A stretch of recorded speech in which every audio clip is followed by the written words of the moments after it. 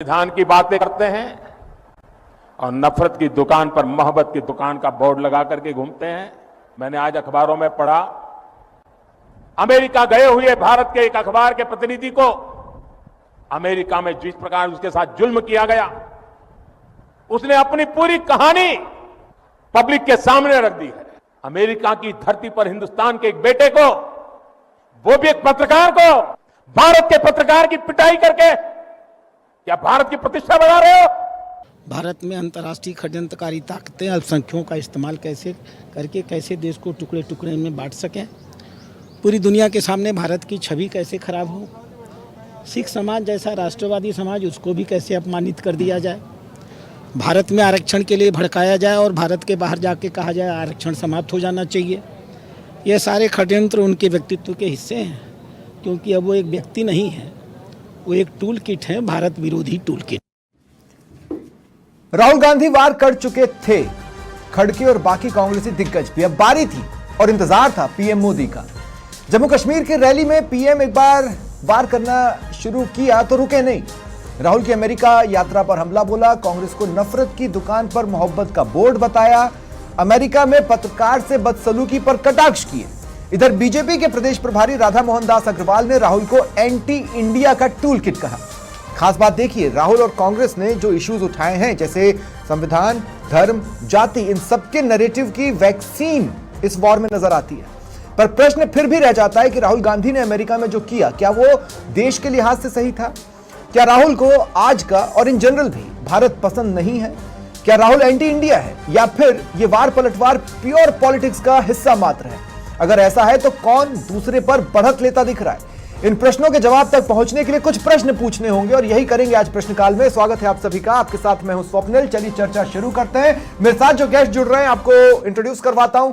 BJP प्रवक्ता मदन प्रजापत मेरे साथ हैं, कांग्रेस प्रवक्ता यशवर्धन सिंह और राधेश्याम भारती, राजनीतिक विश्लेषक। आप सभी का स्वागत है समाचार प्लस पर। मदन भाई, आपसे शुरुआत कर रहा हूं। वैसे तो पत्रकार ने कहीं भी अपने आर्टिकल में यह नहीं लिखा कि उसे पीटा गया। प्रधानमंत्री मोदी कह रहे हैं कि जिस तरह से उसकी पिटाई हुई, इससे इतर मैं ये पूछना चाह रहा हूं कि जो कुछ भी आप कह रहे हैं, दो बयान और उसमें जोड़ दूं। शिवराज सिंह चौहान राहुल यात्रा में जिस तरह से देश के विरोध में बोल रहे थे, वो देशद्रोह की सीमा में आता है। जीतन राम मांझी, राहुल का बयान एक देशद्रोही का बयान है। Kindly explain. स्वप्निल जी, अगर आप मुझे सुनेंगे, थोड़ा सा समय देंगे, 2 मिनट दीजिएगा, मैं मेरी बात पूरी कर लूं। आपके जितने सवाल होंगे मैं आपको वापस जवाब दूंगा। चलिए। मोहब्बत की दुकान को चलाते चलाते झूठ की दुकान खोलकर बैठ गए राहुल गांधी। मोहब्बत की दुकान चलाते चलाते झूठ की दुकान खोल के बैठ गए राहुल गांधी। सिख समुदाय पर विवादित बयान देके देश के अंदर, और खालिस्तान के पन्नू को बहुत खुशी हुई है उनका बयान सुन के। और ये जो बयान है, ये मूवमेंट, खालिस्तान मूवमेंट को का समर्थन करता है राहुल गांधी का। जो सिखों के लिए बयान दिया ना, 300 सिखों की हत्या करवा के, और इनके पिता राजीव गांधी उसको जस्टिफाई कर रहे थे कि बड़ा पेड़ गिरता है तो धरती हिलती है। 1984 के दंगों के अंदर अगर सिखों की पगड़ी उतार के फेंकी गई है, तो आप जैसे पत्रकार तो उसके गवाह होंगे, या गवाह नहीं होंगे तो कम से कम अच्छी तरह पढ़ लिख कर आपने विश्लेषण किया होगा कि कौन सिख विरोधी और कौन सिख के साथ चलने वाला है। आज जो राष्ट्रवादी सिख समुदाय है, वो आज आंदोलित है, और उसको शर्मसार करने का काम अगर किसी ने किया है विदेश की धरती पे, तो राहुल गांधी ने किया है। राहुल गांधी देश प्रधानमंत्री जी का विरोध करते करते और देश का विरोध पर उतारू हो गए हैं। वो जब भी विदेश जाते हैं तो अपने शत्रु चीन, पाकिस्तान की निंदा नहीं करते हैं। वह सीमा पार से चल रहे आतंकवाद के ऊपर विरोध में कभी नहीं बोलते हैं। अमेरिका में जिस संगठन द्वारा कार्यक्रम आयोजित किया जाता है, वह सभी जॉर्ज सोरोस द्वारा घोषित संस्थाएं हैं। भारत को सुनिश्चित तरीके से पेटेंट और गणेशों में हमले की जिस तरीके से काम होते हैं, वो राहुल गांधी को आज दर्शाता है कि देश की जनता को विदेश की धरती के ऊपर आप बदनाम करने का काम मत करो। एक तरफ देश के यशस्वी प्रधानमंत्री जब भी जाते हैं तो देश की गौरव की बातें करते हैं, गौरव की गाथा की बातें करते हैं, और अब आप नेता प्रतिपक्ष हैं, आपसे उम्मीद है कि देश का मान सम्मान बढ़ाने का काम विदेश की धरती पे करें। विदेश की धरती को भारत के जो टूल किट, जो राधा मोहन जी ने कहा है, भारत विरोधी टूल किट के इस्तेमाल ना करें, सत्ता प्राप्ति करें आप। ठीक है। और विपक्ष की महत्वपूर्ण भूमिका निभाते हुए जनता के मुद्दों के ऊपर बात करें। ठीक है, मदन आपका भाई, 2 सेकंड दीजिएगा। नहीं, एक आपका बात सुनिए। चाल, चरित्र और चेहरा इस तरीके से नजर आता है। आगे जब आपकी बात आई, लोकसभा का आपकी चुनाव बात आई। था। अब मुझे टोकने की इजाजत दें। मैं आपसे ये पूछ रहा हूं, आपके भी हिसाब से और बीजेपी के हिसाब से क्या राहुल देशद्रोही हैं? देखिए, मैंने ये जो मैं कह रहा हूं, ये तो देश की जनता तय करेगी कि देशद्रोही है या नहीं है। नहीं, लेकिन आपने देशद्रोही जिस तरीके से विवादास्पद बयान देते हैं और जिस तरीके से देशद्रोहियों के साथ में वो खड़े रहते हैं, ठीक है, मैं अभी बता रहा हूं ना, बड़ा आश्चर्य होता है कि जो नहीं, अब दूसरों को भी शामिल कर लेता हूं ना मदन भाई। आगे भी आप इतना सा एक दे दीजिए। आप 10 सेकंड समझते खाली एक बात पूरी कर रहा था मैं, मेरी जल्दी से बोलिए। मैं तो ये कह रहा हूं कि देश के अंदर इनका चाल, चरित्र, चेहरा कैसा है। आप देखिए स्वप्न जी, ये देश के अंदर खड़े होकर कहते हैं कि आरक्षण को भारतीय जनता पार्टी कहते हैं कि मोहब्बत की दुकान में झूठ किस तरीके से परोसते हैं वो बताता हूं ना। भाजपा आरक्षण खत्म कर देगी और विदेश की धरती पे जाके कहते हैं कि हम सत्ता में आए तो आरक्षण खत्म कर देंगे। नहीं, ये नहीं तो ये कहा उन्होंने यही कहा है ये नहीं कहा कि उचित, जैसे हमारी सरकार आएगी उचित समय पे हम आरक्षण खत्म कर देंगे, आप चला लीजिए भाई। नहीं, उन्होंने कहा कि जब भेदभाव मिट जाएगा उस वक्त तो आरक्षण वैसे भी खत्म होना है ना, जब भेदभाव मिटेगा। हम ये कहते हैं कि जो भीमराव, माननीय प्रधानमंत्री जी ने कहा है, भीमराव साहब ने कहा है कि भेदभाव मिटेगा, भी आ जाए तो इस देश से आरक्षण खत्म नहीं होंगे। भारतीय जनता पार्टी आरक्षण खत्म नहीं करेगी। कब? आप ये बताइए, किसी दिन तो खत्म होगा। आज ओबीसी की बात करने वाले, किसी दिन तो खत्म होगा। मैं तो ये बताता हूं ना, नहीं, आज राहुल गांधी किसी दिन खत्म होगा। मदन भाई प्लीज, किसी दिन आप क्या बात कर रहे हैं? बताइए ना, कब खत्म करेंगे, कब भेदभाव खत्म कर देंगे, बताइए। जब भेदभाव मिटेगा तब आरक्षण करेंगे। अच्छा, एक बात बताइए, सिंपल सा सवाल है, सिंपल सा सवाल। इस देश के अंदर आदिवासी महिला राष्ट्रपति बनती है, सुनिए तो मदन भाई, उनका अपमान कौन करता है? ठीक है मदन भाई, अब एक बात सुनिए, अब आप सवाल ले लीजिए, अब आप सवाल ले लीजिए। मेरा सिर्फ एक सवाल है कि जैसा कि संविधान कहता है, जिस दिन भेदभाव मिट जाएगा उस दिन आरक्षण खत्म होगा। उस दिन आरक्षण खत्म होगा या नहीं? उस दिन होगा या नहीं? उस दिन होगा या नहीं? तरीके की बात करने वाले लोग यहाँ कहते हैं कि भारतीय जनता पार्टी आरक्षण खत्म कर दिया। हमने कहा नहीं करेंगे। ये देश में जाके और एक अपने आरक्षण कभी खत्म नहीं होगा। देखो, ये तुष्टिकरण, आरक्षण कभी खत्म नहीं होगा। आरक्षण भेदभाव मिटने के बाद भी खत्म नहीं होगा। आरक्षण अभी आपको लगता है क्या हो गया आरक्षण? अरे भेदभाव जिस दिन खत्म होगा, किसी दिन, एक आइडियल कंडीशन, किसी दिन इस देश में, किसी दिन इस देश में, कि देश के, अरे किसी दिन तो भेदभाव मिटेगा मदन भाई। मैं बताऊं ना, भेदभाव का तरीका बताता हूं, आप 10 सेकंड दीजिए ना। इस देश के अंदर पहली बार दलित आदिवासी महिला राष्ट्रपति बनी और आपका चरित्र देखिए, आप कैसे विरोधी हैं। ये सवाल का जवाब नहीं है। आपके किस तरीके से उनका अपवाद ये सवाल का जवाब सदन में करते हैं। ठीक है, इस देश के ओबीसी उपराष्ट्रपति का आप मिमिक्री बनाने वालों का वीडियो बनाते हैं। ठीक है, अब ये बता दो ना कैसे खत्म होएगा। मैं यही जानना चाहता हूं कांग्रेस के प्रवक्ता से, ठीक है, कि आरक्षण खत्म कैसे करोगे भाई? ठीक है, अब आदिवासी महिला बनती है तो आपको समस्या होती है। आपने पूरे जीवन काल में आदिवासी महिला। मेरी बात सुनिए। अब मैं यशवर्धन जी के पास जा रहा हूं, किसी ने बीच में नहीं बोला, अब उनको अपन बोलने देंगे, है ना? ठीक है, यशवर्धन भाई, मेरा सीधा सा सवाल है, रुकिए ना, 2 मिनट रुक जाइए प्लीज। यशवर्धन भाई, मेरा सिंपल सा सवाल है, क्या राहुल गांधी को आज का भारत पसंद नहीं है या इन जनरल भारत पसंद नहीं है? पहले तो स्वप्निल जी, जो पिछले बार मैंने आपको रिकॉर्डिंग सुनाई थी, एक बार वापस मेरी इच्छा हो रही है वो एक बार सुन लें कि भारत को गौरवान्वित करने वाले जो बयान है, पता नहीं पिछले जन्म में क्या पाप किया हिंदुस्तान में पैदा हुए। ये हमारे यशस्वी प्रधानमंत्री मोदी जी साउथ कोरिया में जाके और भारत के लिए कह रहे हैं कि लोगों को मेरे प्रधानमंत्री बनने से पहले शर्म आती थी भारत में पैदा होने पर। ये इनके गौरवान्वित करने वाले बयान है। अब आप क्या पूछ रहे थे स्वप्निल जी? नहीं, मैं ये पूछ रहा हूं कि राहुल को आज का भारत पसंद नहीं है या इन जनरल भारत पसंद नहीं है? ये आपका ओपनिंग स्टेटमेंट होगा, मैं नहीं टोकूंगा उतनी देर जितनी देर मैंने मदन जी को नहीं टोका था, फिर सवाल लूंगा। देखिए, Rahul ji leader of opposition है, इस देश के सम्मानित नागरिक हैं, जैसे आप हैं वैसे मैं, और वो भारत को उतना ही प्यार करते हैं जितना आप और मैं करते हैं। और भारत के लिए पिछले 20 साल से तो वो पार्लियामेंट में है, मेंबर पार्लियामेंट है, तो इसलिए एक और पेडेस्टल ऊपर है।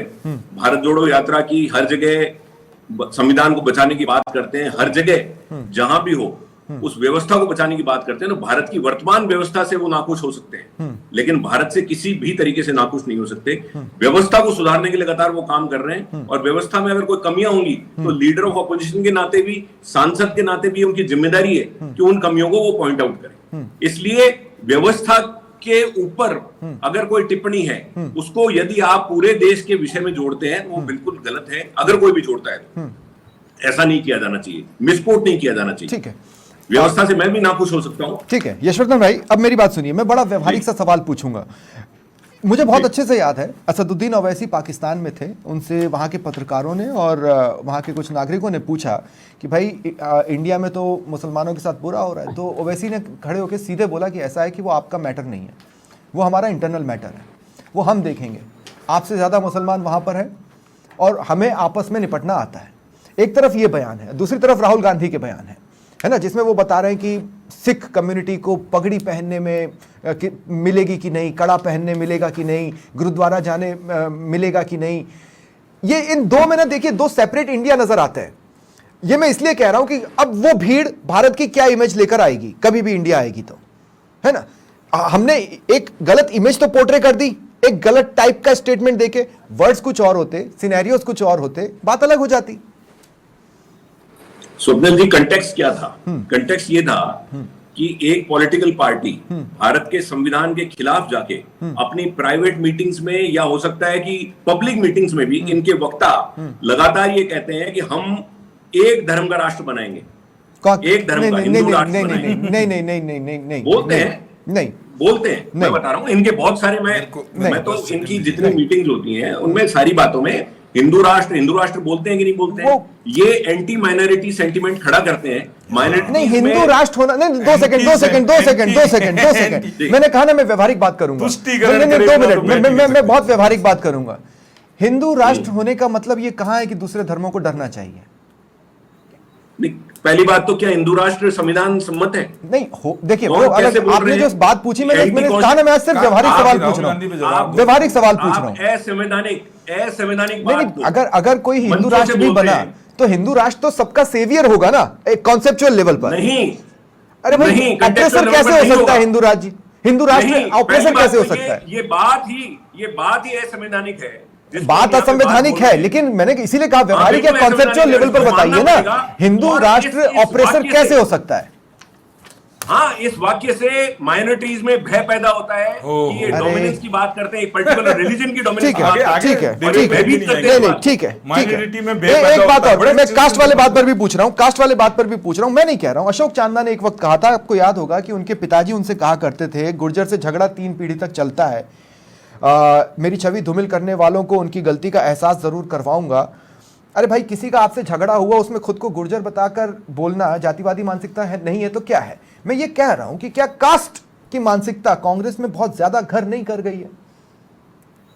नहीं, बिल्कुल नहीं, किसी भी सूरत में नहीं।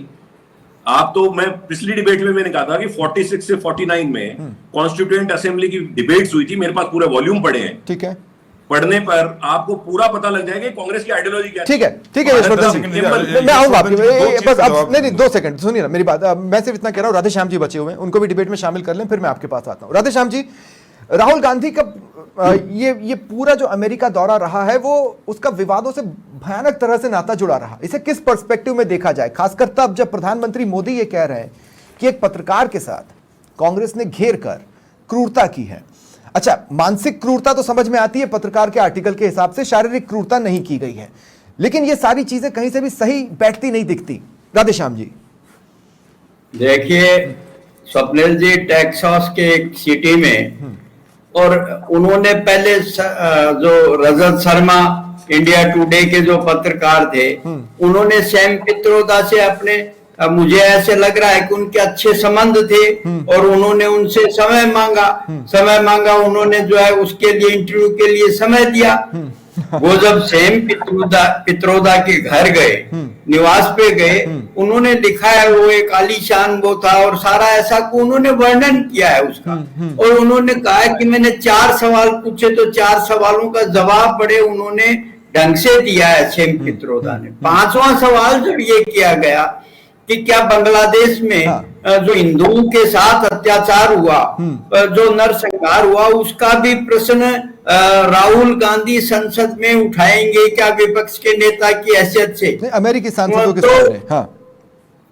तो देखिए, इसको लेकर के राहुल गांधी वहां नहीं थे। राहुल गांधी तो थे वहां पर, उनके 15 लोग 20 लोग जो थे। अब उसमें हम मतलब उन्होंने देखे मानसिक रूप से प्रताड़ित किया। लेकिन ये जो प्रश्न है ये बीजेपी को पूरी तरह से सपोर्ट करता है, उनके हिंदूवाद को सपोर्ट करता है। आप देखिए कि इंडिया टुडे का आप पूरा रोड मैप देखिए, पीछे का जो है रिकॉर्ड देखिए कि किस तरह से उन्होंने हिंदूवाद को सपोर्ट किया है। तो निश्चित रूप से एक आदमी को अटैक करेगी ये बात की यार बेटर ऑप्शन क्या होता है राधेश्याम जी? बेटर ऑप्शन क्या होता है? इस बात का जवाब दिया जाता है ना, क्योंकि मुद्दा तो ये भी है। इसका बेटर ऑप्शन तो यही था कि निश्चित रूप से जवाब दिया जाना चाहिए था, क्योंकि जैसा कांग्रेस की तरफ से किया गया है, उसके लोगों ने किया, वो भी गलत है। ऐसा नहीं होना चाहिए था। कोई पत्रकार जब पूछता है कोई प्रश्न तो आप सम्मान पूर्वक उसका जवाब दें, ये तो अपेक्षित है। लेकिन जिस तरह का व्यवहार किया गया उसको हम देखिए सही नहीं ठहरा सकते। अभी 1984 के जो है उसका सिख जो नरसंहार किया गया, 300 सिखों का जो वहां पर दिल्ली में संहार किया गया, और मैं खुद प्रत्यक्षदर्शी हूँ। उस समय तो मैं बड़ा मतलब क्योंकि एक्टिव था मैं, तो सारा कुछ वाकया पता है। हमारे क्षेत्रीय कोपर प्रोजेक्ट में एक अधिकारी हुआ करते थे मिडिल मैनेजमेंट में, आलू वालिया जी, उनके घर को जला दिया गया था। वो उन्होंने बड़ी मुश्किल से जान बचाई, तो हम 15-20 लोग वहां गए उनको सांत्वना देने के लिए। उस घटना का जब वो हमारे सामने चित्र आता है तो निश्चित रूप से वो एक खौफनाक मंजर था, इसमें दो राय नहीं। तो राहुल गांधी को देखे, सिख कम्युनिटी पे यदि कोई वो कमेंट करते हैं तो पहले सिखों का इतिहास पढ़ना जरूरी है। उनका वो क्या सैक्रिफाइस उन्होंने इस देश के लिए किया है उसको पढ़ा जाना चाहिए। तो कोई बिल्कुल। और दूसरा राधेश्याम जी, मुझे आपकी सिर्फ एक बात से आपत्ति है, जब आपने कहा कि उस वक्त मैं एक्टिव था, मैं कह रहा हूं आप आज भी एक्टिव हैं, उसके अलावा मुझे आपकी किसी बात से कोई आपत्ति नहीं है। मैं एक बात जरूर कहना चाहता हूं कि पंजाब में शिरोमणि अकाली दल और बीजेपी ने लंबी सरकार चलाई, और उसके बाद जब वो हटी भी तो लोगों ने, यानी सिखों ने, मेजॉरिटी में सिखों ने कांग्रेस को अपना ऑप्शन नहीं देखा, वहां आम आदमी पार्टी को अपना ऑप्शन देखा। ऐसे में सिखों को लेकर सोच समझकर अगर बयान दिया जाता तो ज्यादा बेहतर होता। मदन प्रजापति, पहले आप अपनी बात रख लें, उसके बाद सिर्फ एक सवाल पूछूंगा और मैं चाहूंगा उसका जवाब आप सीधे सीधे देंगे। मैं तो स्वप्निल जी बहुत सीधे आदमी, सीधे जवाब देता हूँ आपके चैनल पे बैठ। मैं तो अभी राधेश्याम, वो आपने राधेश्याम जी का तो मैं क्या बोलूं, खैर छोड़ो। लेकिन मैं कांग्रेस के प्रवक्ता से आपने सवाल पूछा कि राहुल गांधी विदेश की धरती पर, उन्होंने जवाब नहीं दिया। यहाँ टीवी पे बैठ के भी तुष्टिकरण कर दिया। उन्होंने कहा हिंदूवादी देश हो जाएगा। 2 शब्द बांग्लादेश के हिंदुओं के लिए भी बोल देते यार, तो शायद अच्छा लगता। इस तरीके से एक सवाल पूछने पे आपने पत्रकार को प्रताड़ित किया। क्या हिंदू होना इतना इस देश के अंदर गलत बात है? या हिंदुओं के साथ अपमान, अन्याय, दुराचार होए तो वो तो ठीक है, लेकिन जिस देश के अंदर मुस्लिम, आज जितने मुस्लिम देश है, उन मुस्लिम देशों में भी मुस्लिम इतना सुरक्षित नहीं होगा जितना हिंदुस्तान के अंदर सुरक्षित है। ठीक है। मुस्लिमों के सारे फिरके अगर कहीं पाए जाते हैं तो हिंदुस्तान में पाए जाते हैं। किसी एक मुल्क में, किसी एक मुल्क बता दो जहां पे पाए जाते हो और वो मुस्लिम आपस में दूसरे फिरके से लड़ते नहीं हो, एक भी बता दीजिए। केवल हिंदुस्तान देश ऐसा है जिसमें वो सबसे ज्यादा सुरक्षित महसूस करता है। अब सवाल लूं, दूसरी चीज रुके, राहुल गांधी 1947 से पहले भारत, उनका सोचना है कि 1947 से पहले भारत अस्तित्व में ही नहीं था। वो सब कुछ 1947 के बाद में लगाते हैं। राहुल गांधी के दौरे में, ये तो असम्पशन है, ये तो आपका असम्पशन है। आप बोलते हैं जो उसमें सुन लीजिए। मैं तो राहुल गांधी के जितने बयान है उतने में विदेश। ठीक है, अब मेरा सवाल ले ले मदन भाई, क्योंकि समय कम रहेगा। आपको एक सवाल लेना है। नहीं, आप सवाल ले लें प्लीज। तीन चीजों में मेरे को यशवर्धन जी का जवाब, मैंने स्पेसिफिक, इन्होंने आरक्षण, मैं आपके सवाल का जवाब दूंगा। इन्होंने आरक्षण, चुनाव आयोग, राहुल गांधी ने भी कहा, इन्होंने भी कहा चुनाव आयोग, यशवर्धन जी ने एक बार भी नहीं कहा। संविधान, आरक्षण और मीडिया, और सिख, मीडिया और चुनाव आयोग के ऊपर भी बोले राहुल बोले। मैं 3 चीज पे, संविधान की बात इनके मुंह से अच्छी नहीं लगती है। इमरजेंसी, संविधान की बात अच्छी नहीं लगती है। ठीक है। 25 जून 1975 ध्यान है क्या? संविधान का गला घोटने वाले ये थे। चुनाव आयोग, 15 जून 1975 ध्यान है, अयोग्य घोषित किया था हाई कोर्ट ने। आपने चुनाव में धांधली की थी, बाकायदा कोर्ट के अंदर आपका साबित हुआ था। तो चुनाव आयोग को कौन बंदी बना के रखता था? और मीडिया को सेंसरशिप में ले आया गया था। आरक्षण पे बोलने के लिए। आरक्षण की बात आप यहाँ क्या करते हो? ठीक है, आरक्षण की बात अब राहुल गांधी, अब आप प्लीज सवाल ले, अब एक सवाल ले लें, अब एक सवाल नहीं, अब आप एक सवाल ले लें, अब एक सवाल ले लेना। मैं बोलने दे रहा हूं ना आपको, इसका देखिए पूरी बात मदन भाई आपकी पूरी बात बहुत लंबी होती है, आपकी बात बहुत लंबी होती है, आपको सवाल लेना होगा। सुनिए मेरी बात सुनिए, अब सवाल ले लीजिए प्लीज। मैं ये कह रहा हूं, शिवराज सिंह चौहान कह रहे हैं देशद्रोह की सीमा में आता है बयान, जीतन राम मांझी कह रहे हैं राहुल का बयान एक देशद्रोही का बयान है। अब मैं दूसरा हमने देखा प्रदेश प्रभारी क्या कह रहे हैं और प्रधानमंत्री मोदी भी क्या कह रहे हैं, देशद्रोही का पासपोर्ट जब्त कर उसको आगे से वीजा देना बंद करो और देशद्रोही को तो जेल में होना चाहिए, अंदर डाल दो। किसने रोका है? कार्रवाई क्यों नहीं हो रही राहुल गांधी पर? देखिए स्वप्निल जी, इस देश में जब ये नेशनल हेराल्ड के 5000 करोड़ रुपए खा जाते हैं, ईडी अगर इनको पूछताछ के लिए बुला लेती है, देशद्रोही तो जेल में क्यों नहीं? सुनिए, ये संविधान करके और सड़कों पे बैठ जाते हैं। एक विशेष परिवार से हैं, जिस दिन कार्रवाई होगी ये अरे तो लोग सड़कों पर बैठेंगे? नहीं, लोग सड़कों पर बैठेंगे तो क्या देशद्रोही को जेल में नहीं डालेंगे? अरे भाई साहब, हमने तो सीएए लागू किया था, ये सड़कों पे बैठ गए थे। तो फिर सोनिया गांधी ने कहा था अराजक हो जाओ, सड़कों पे उतर जाओ। अगर कोई देशद्रोही है तो उसके लिए कानून क्या कहता है? जो कानून के सम्मत काम होगा वो होगा, करवाइए ना। मैं तो सिर्फ इतना एफआईआर क्यों नहीं हुई? मैं तो सुनिए, मैं इतना राहुल के बयानों पर एफआईआर क्यों नहीं करवा रहे हैं? अरे हम क्यों चिंता कर रहे हैं? आजादी के कुछ रख के और किस तरीके से तुष्टिकरण करते हैं, लाइन ऑफ एक्शन तो होना चाहिए। लाइन ऑफ एक्शन तो होना चाहिए ना। अगर किसी ने देशद्रोह किया है आपके सामने आया है, आप जाइए एफआईआर कराइए। जनता दे रही है इनको, जनता ऐसे अरे भाई आप हर 10 साल के अंदर नहीं, ये तो कोर्ट डिसाइड करेगा ना।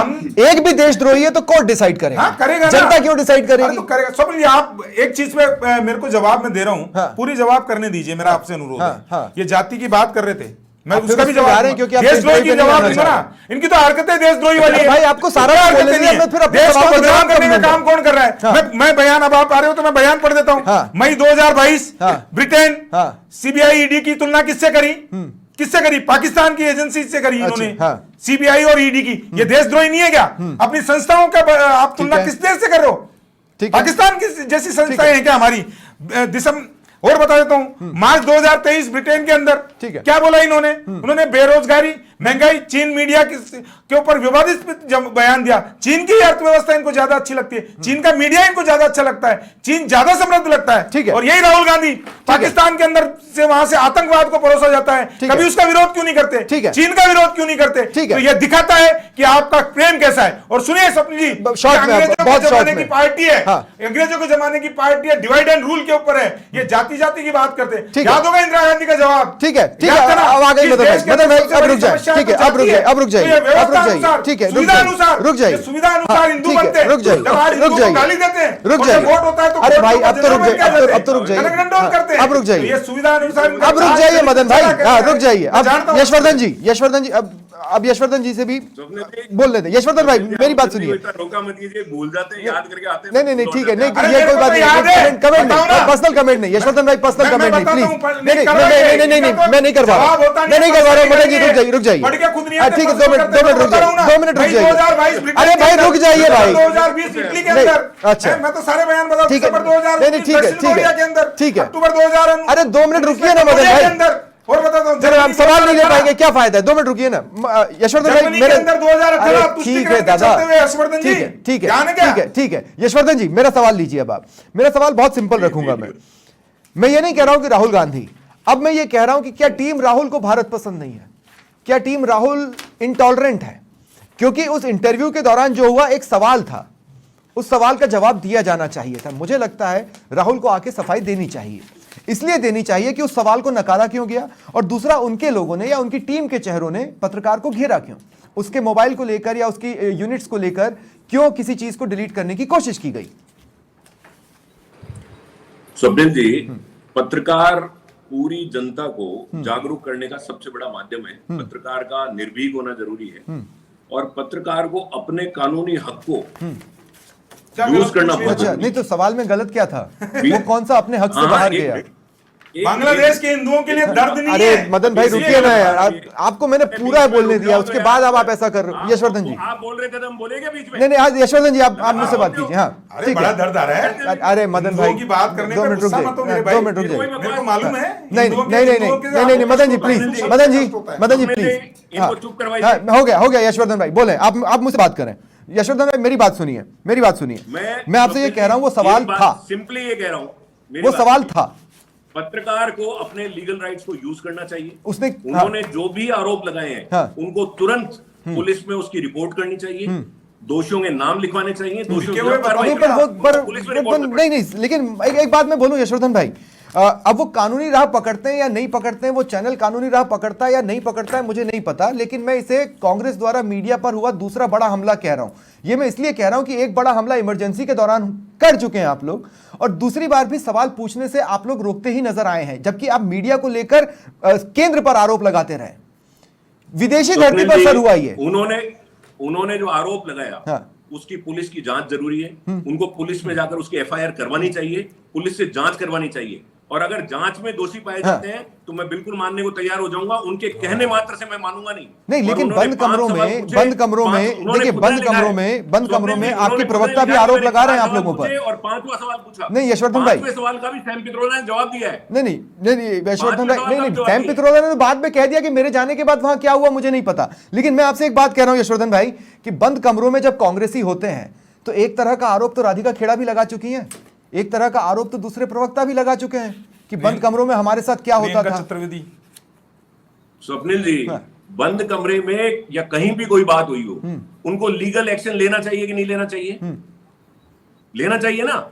अच्छा, उनको पहले लीगल एक्शन लेना चाहिए। मेरे को 10 ठीक है। सेकंड दे दो खाली। नहीं आप मैं 10 कह रहा हूं- सेकंड लेते नहीं हो, आप 10 सेकंड से बहुत मैं ज्यादा 10 लेते सेकंड में हो। खत्म करूंगा। राहुल गांधी अगर वहां जाके कह दे कि देश में संविधान खतरे में है, राहुल गांधी कह दे सिखों की पगड़ी उतर गई, राहुल गांधी कह दे कि नहीं हमारे देश के अंदर ठीक है। लोकतांत्रिक संस्थाएं ठीक है। वो सब सही, ठीक और है। एक पत्रकार ठीक कह है। रहा तो वो जांच करवानी दो मिनट और सच नहीं होना चाहिए। और हिंदुओं राधेश्याम की भारती बात जी, पे दर्द राधेश्याम आता है। भारती जी, अब रुक जाइए प्लीज। राधेश्याम भारती जी, मेरा सवाल यह है, राधेश्याम भारती जी मेरा सवाल यह है कि क्या राहुल ने बैठे बिठाए आफत बुला ली है, घर बैठे, मतलब परदेश में कर बुराई घर बैठे आफत बुलाई। ये मैं आपसे इसलिए कह रहा हूं राधेश्याम जी क्योंकि उनके हर एक बयान पर मैं ये मानता हूं कि 2 रास्ते होते हैं, लेकिन क्लियर रास्ता वो समझ में आ रहा है जो उनके बोलने से दिख रहा है कि भाई यार ये नहीं बोलना था, ये नहीं बोलना था, ये नहीं बोलना था। आखिर आपने अल्टीमेटली इमेज तो देश की बनाई ना। स्वप्निल जी देखिए, हरियाणा और जम्मू कश्मीर के चुनाव हैं। हाँ। आप देखिए कतिपय एक पार्टी के कतिपय नेताओं द्वारा और क्या ये परिभाषित किया जाए कि कौन देशभक्त है और कौन देशद्रोही है, तो ये ठीक है क्या? एक नरेटिव पैदा किया जा रहा है। जो ना आप राहुल गांधी, राधेश्याम जी मेरे एक सवाल का जवाब दे दो आप। जो राहुल गांधी ने विदेश की धरती में जाके बोला वो उसको सही मानते हो या गलत मानते हो? चुप करवाइए, ये लगातार बोलते हैं। अरे आप चुप रहिए, आप चुप रहिए। 2 मिनट आप चुप रहिए अरे ना। तो आप रुकिए ना मदन भाई, मैं राधेश्याम जी से ठीक है आप रहने दीजिए, आप रहने दीजिए। नहीं कि राहुल गांधी के बयान को अरे सही मानते रुकिए ना हैं। मदन भाई, 2 मिनट रुक जाइए। हाँ नहीं ठीक है राधेश्याम जी, अरे विरोधी 2 मिनट रुक जाइए। ये नहीं मदन भाई वेरी रॉन्ग, ये तरीका नहीं होता प्लीज। आप सब सवाल मैं पूछूंगा ना, सवाल पूछने के लिए मैं बैठा हूँ इस कुर्सी पर। राधेश्याम जी आप देशद्रोही नहीं 2 मिनट हम देशद्रोही वाली डेफिनेशन पे जाएं या ना जाएं। राधेश्याम जी सवाल यह है कि क्या राहुल गांधी ने विदेशों में जो कुछ भी बोला वो सही बोला, सही तरीके से बोला? क्या वो अपने पॉइंट को सही रख पाए? क्या उससे देश की प्रतिष्ठा बढ़ती है? मैं कह चुका हूं कि जैसे सिखों के लिए यदि कोई बयान राहुल गांधी देते हैं तो निश्चित रूप से सिखों की महान परंपरा को, महान त्याग को, जो है उस गुरु ज्ञान के बारे में पहले उनको जानना चाहिए। ये तो मैं पहले ही कह चुका हूँ। बस जानना चाहिए, क्योंकि दूसरा कास्ट पर जो स्टैंड बार-बार राधेश्याम जी, कास्ट पर जो स्टैंड बार-बार कांग्रेस की तरफ से आ रहा है वो सचमुच ऐसा है जो देश में लोगों को लड़वा सकता है? मुझे अंदर से यही लगता है। देखिए बिल्कुल जो जातिगत जो जनगणना की बात की जा रही है, निश्चित रूप से वो इस देश में गृह युद्ध की स्थिति पैदा कर देगी। कांग्रेस को इस पर विचार करना चाहिए। बिल्कुल ये गलत कदम है, क्योंकि भाई से भाई को लड़ाने का और इससे बड़ा और कोई और कोई माध्यम हो नहीं सकता है। ठीक है। तो मैं तो इसकी बड़े शब्दों में आलोचना करता हूँ। ठीक है। कि जो है जातीय जनगणना जो है वो इस देश को खत्म कर देगी। इस ठीक है। देश की जो है परस्पर जो सहिष्णुता है, हाँ। जो भाईचारा है, उस पर प्रश्न चिन्ह लगा देगी। ठीक है। अब कोई आदमी, कोई समझदार आदमी इस पे सपोर्ट नहीं कर सकता है। कांग्रेस का ये बिल्कुल गलत मुद्दा है। ठीक है राधेश्याम तो जी। ये कहाँ बहुत बहुत शुक्रिया, बहुत बहुत जी। शुक्रिया आप सभी का मेरे साथ जुड़ने के लिए और इस डिबेट में शामिल होने के लिए। फिलहाल इतना ही।